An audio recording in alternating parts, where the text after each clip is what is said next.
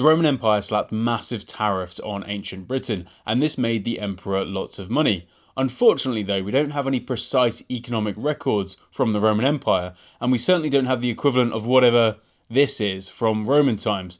But what we do have is the ancient geographer Strabo, who records what goods were being imported into the Roman Empire from ancient Britain. He says that grain, cattle, gold, silver and iron, animal hides, slaves and hunting dogs were being imported into the Roman Empire from Britain. Strabo writes that the Roman Empire was earning so much from these tariffs that it wasn't even worth conquering Britain, because the cost of paying all those soldiers to keep it wasn't more than the revenues earned from these tariffs. Trade is, as always, a two-way street, and apparently the British like to import things from the Roman Empire too. They imported things like ivory chains, necklaces, amber and glassware, mainly trinkets. Tariffs of course work slightly differently in the ancient world to how they might do today.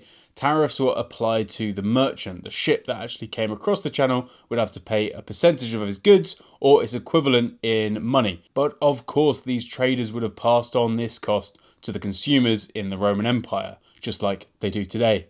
I think we ought to be skeptical with a lot of these claims that Strabo makes because he isn't actually very well informed. He certainly never went to Britain and is just relying on earlier Greek explorers' work to find out what actually went on there. For example, the gold that is apparently coming into the Roman Empire from Britain, where's it coming from? There is no big gold mine in Britain. And he misses out tin, which is really unusual because tin was the major export of Britain to the Roman Empire before they conquered and made it part of their empire. We need to take into account the time period that Strabo is writing in. He is writing under the Emperor Augustus, who for whatever reason chose not to conquer Britain. So it makes perfect sense that this geographer is saying, well, it probably makes sense, O wise emperor, that you didn't conquer Britain because we make more in tariffs than we would in taxation. But a few years later, the Romans did invade Britain, did tax it, and they probably made a lot more exploiting Britain directly than they did via their tariffs. So unfortunately, we don't really have any solid economic data about tariffs between Britain and the Roman Empire, but we do know that they did it and they probably made a lot of money for the rich in society.